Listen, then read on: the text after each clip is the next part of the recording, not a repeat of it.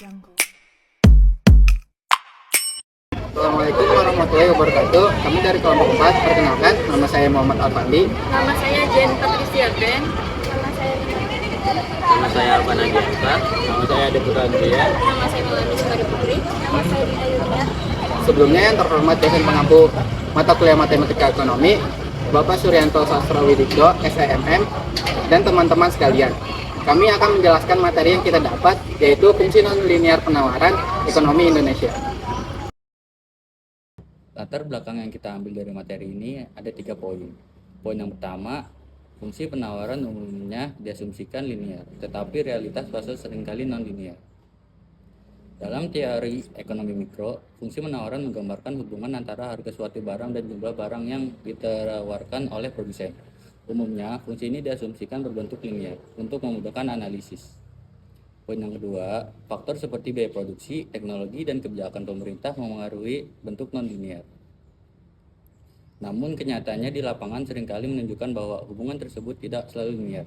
Berbagai faktor seperti biaya produksi yang berubah-ubah, skala ekonomi, teknologi, hingga regulasi pemerintah dapat menyebabkan bentuk fungsi penawaran menjadi non-linear. Poin yang ketiga, ekonomi Indonesia menghadapi tantangan seperti fluktuasi harga bahan baku dan gangguan rantai pasok. Selain itu, sektor-sektor seperti pertanian, manufaktur, dan energi kerap menunjukkan respon penawaran yang tidak sebanding secara langsung terhadap perubahan harga, mencerminkan pentingnya pendekatan fungsi nonlinear dalam analisis ekonomi. Rumusan masalah yang kita ambil dari materi yang pertama, bagaimana karakteristik penawaran barang atau jasa di Indonesia. Pertanyaan ini bertujuan untuk menggali bagaimana perilaku produsen dalam menawarkan barang dan jasa pasar Indonesia. Apakah mereka selalu merespon perubahan secara proporsional atau justru ada pola-pola tertentu yang menunjukkan respon yang tidak linear. Ini penting untuk memahami kondisi real di pasar domestik. Yang kedua, apa faktor-faktor yang mempengaruhi bentuk non-linear fungsi penawaran? Kami meneliti faktor-faktor seperti biaya produksi, teknologi, upah, serta kebijakan pemerintah yang menyebabkan bentuk fungsi penawaran tidak mengikuti garis lurus, tapi bisa berbentuk kurva kuadratik, eksponensial, atau bahkan sigmoid. Yang ketiga, bagaimana implikasi fungsi nonlinear terhadap kebijakan ekonomi. Terakhir, kami ingin mengetahui sejauh mana pengalaman terhadap fungsi nonlinear ini dapat membantu dalam merumuskan kebijakan ekonomi yang lebih akurat. Karena jika pendekatan linear digunakan secara terus-menerus, bisa jadi kebijakan yang diambil tidak sesuai dengan kondisi pasar yang sebenarnya. Dengan menjawab 3 rumusan masalah ini, kami berharap bisa memberikan pahaman yang lebih mendalam dan realistis tentang dinamika penawaran dalam perekonomian Indonesia saat ini. Sebelum kita masuk lebih jauh ke dalam pembahasan, mari kita pahami terlebih dahulu apa yang menjadi tujuan dari penelitian ini. Yang pertama, penelitian ini bertujuan untuk menganalisis perekonomian Indonesia dengan menggunakan pendekatan fungsi non-linear penawaran. Pendekatan ini memungkinkan kita melihat realitas pasar yang seringkali tidak berjalan secara lurus atau linear. Yang kedua, fungsi ini mengidentifikasi variabel-variabel penting yang mempengaruhi penawaran di Indonesia. Dengan mengetahui faktor-faktor ini, kita bisa memahami kenapa penawaran bisa berubah drastis dalam kondisi tertentu. Dan yang ketiga, dari hasil analisis ini, kami berupaya memberikan rekomendasi kebijakan yang relevan dan berbasis data yang bisa digunakan untuk mendukung perumusan strategi ekonomi nasional. Dengan kata lain, penelitian ini bukan hanya bersifat teoritis, tetapi juga bertujuan memberi kontribusi nyata bagi pengambilan kebijakan ekonomi di Indonesia. Ada beberapa faktor yang mempengaruhi penawaran non-linear. Yang pertama ada harga barang itu sendiri, yaitu kenaikan harga tidak selalu menaikkan penawaran secara seimbang. Bisa jadi terbatas kapasitas atau justru lonjakan besar jika produsen baru masuk. Yang kedua, biaya produksi, bahan baku, energi, dan logistik. Jika biaya bahan baku, energi, dan logistik naik, penawaran bisa turun tajam meski harga jual naik, terutama jika margin tipis. Yang ketiga, teknologi produksi. Inovasi bisa tiba-tiba meningkatkan efisiensi dan produksi, membuat penawaran melonjak secara tidak linear. Yang keempat, kebijakan pemerintah, subsidi, dan pajak. Subsidi bisa mendorong penawaran besar-besaran, sedangkan pajak bisa membuat produsen mengurangi atau menghentikan produksi. Yang kelima ada kondisi pasar. Ketidakpastian atau persaingan tinggi bisa membuat penawaran berubah drastis, tidak selalu sejalan dengan perubahan harga. Penawaran non-linear artinya respons produsen terhadap faktor-faktor ini tidak selalu seimbang, sebanding atau stabil. Ada beberapa analisis kondisi ekonomi Indonesia.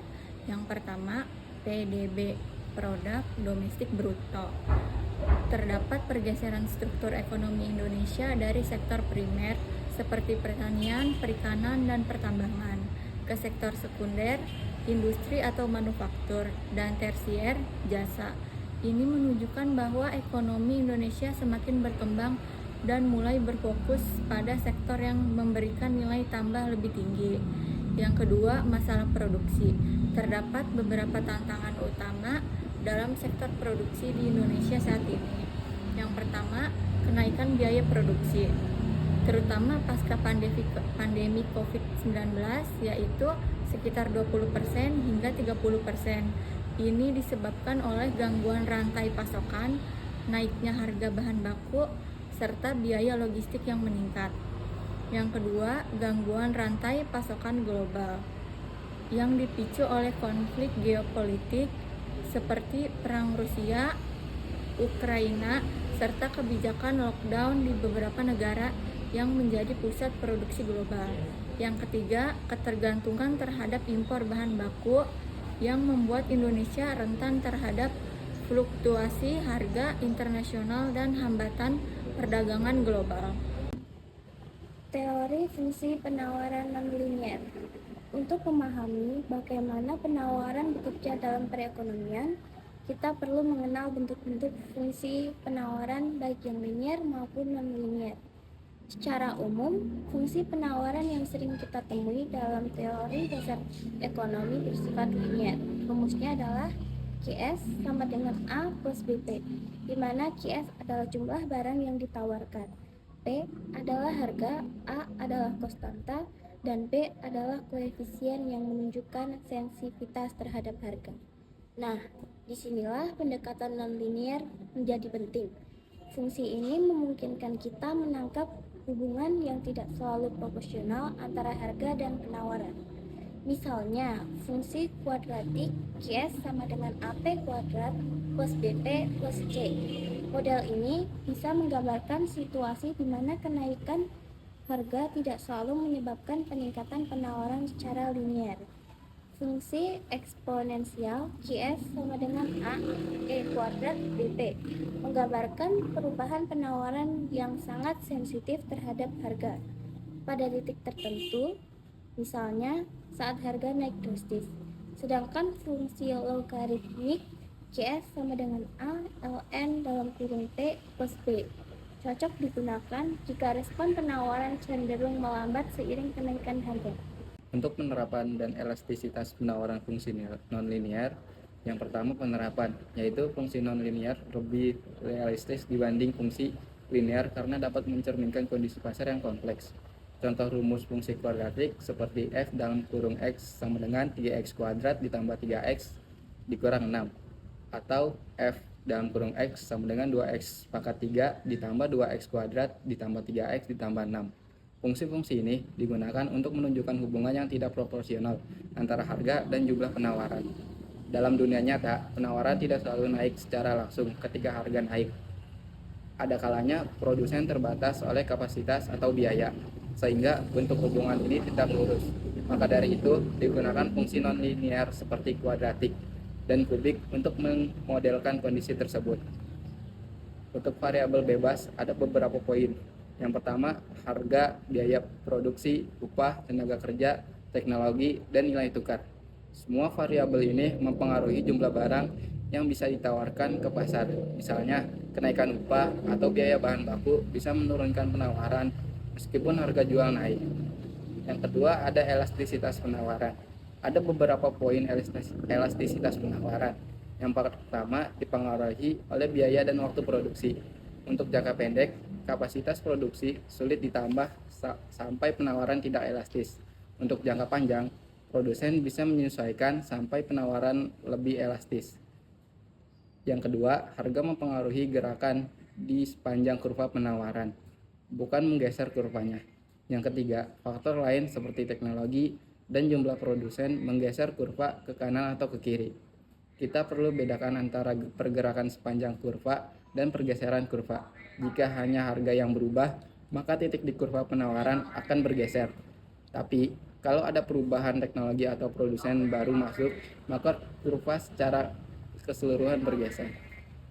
Studi kasus, kami mengambil kasus yang berjudul Ketidakpastian Penawaran Beras di Indonesia pasca El Nino tahun 2023 hingga 2024. Pada tahun 2023 hingga awal 2024, Indonesia mengalami dampak signifikan dari fenomena El Nino yang menyebabkan kekeringan berkepanjangan di berbagai sentra produksi padi, terutama di Jawa Tengah, Jawa Timur, dan Sulawesi Selatan. Hal ini menurunkan produktivitas petani secara drastis. Masalah ekonomi, akibat penurunan pasokan hasil panen, fungsi penawaran beras menjadi non-linear. Yang pertama, yaitu saat harga beras naik, penawaran tidak serta-merta bertambah karena stok gabah dari petani sangat terbatas. Yang kedua, biaya produksi meningkat akibat irigasi tambahan dan pembelian pupuk mahal di tengah inflasi input pertanian. Yang ketiga, intervensi pemerintah lewat impor justru menggeser struktur pasokan, bukan menaikkannya secara proporsional. Kemudian, analisis nonlinear. Dalam model penawaran linear klasik, saat harga naik, kuantitas beras yang ditawarkan juga naik. Namun, dalam kondisi ini, QS sama dengan A plus B plus CP pangkat 2 plus DZ plus EL, yaitu QS sama dengan kuantitas beras yang ditawarkan, P sama dengan harga beras, Z sama dengan variabel perubahan iklim, misalnya indeks curah hujan, I sama dengan intervensi pemerintah, stok cadangan impor, C kurang lebih 0 menunjukkan bahwa pada tingkat harga tinggi, kenaikan harga tidak mendorong tambahan penawaran secara signifikan, E lebih dari 0 sama dengan dampak positif dari kebijakan intervensi. Kemudian ketentuan utama. Yang pertama yaitu keterbatasan kapasitas produksi menyebabkan kenaikan harga tidak menghasilkan kenaikan penawaran. Yang kedua, pola penawaran membentuk kurva sigmoid, sangat inelastis di awal, pasokan rendah, elastis sedang saat pemerintah intervensi, lalu kembali inelastis saat distribusi terkendala. Yang ketiga, terdapat jeda waktu lag antara harga naik dan respon produsen karena butuh waktu tanam kembali. Kemudian data pendukung. Badan Pangan Nasional Bappenas mencatat harga beras premium sempat mencapai 16.000 per kilo di awal tahun 2024. Padahal rata-rata nasional normalnya yaitu 11.000 hingga 12.000 per kilonya. Kemudian yang kedua, Bulog menyalurkan 2 juta ton cadangan pangan, namun penawaran lokal tetap tidak cukup merespons permintaan. Yang ketiga, provinsi sentra seperti Jawa Tengah mengalami penurunan produksi 35% menurut Kementerian Pertanian di tahun 2024. Baik, saya akan menutup presentasi ini dengan menyampaikan kesimpulan dan beberapa saran berdasarkan hasil analisis pendekatan fungsi nonlinear dan menggambarkan penawaran di Indonesia. Kesimpulan pertama, pendekatan fungsi nonlinear dinilai lebih realistis dalam menggambarkan kondisi penawaran di Indonesia karena dapat menangkap dinamika yang tidak bisa dijelaskan oleh model linear biasa. Kedua, fungsi nonlinear ini dipengaruhi oleh berbagai faktor, baik eksternal seperti iklim dan kondisi geopolitik, maupun faktor internal seperti biaya produksi dan teknologi yang digunakan. Ketiga, dengan menggunakan pendekatan non-linear, pemerintah dapat merumuskan kebijakan yang lebih responsif terhadap perubahan kondisi pasar. Saran yang pertama, Perlu adanya peningkatan literasi dan pemahaman mengenai fungsi non-linier, baik di kalangan akademisi maupun praktisi ekonomi. Kedua, pengembangan model ekonomi yang lebih kompleks dan adaptif. Model ekonomi juga harus terus dikembangkan agar mampu menyesuaikan diri dengan tantangan dan ketidakpastian ekonomi ke depan. Ketiga, diperlukan kolaborasi erat antara pemerintah dan sektor swasta untuk mengurangi resiko pasokan yang mungkin terjadi. Demikian kesimpulan dan saran yang bisa kami sampaikan. Semoga pendekatan ini bisa menjadi alternatif yang lebih adaptif dalam memahami dan memproses dinamika penawaran di Indonesia.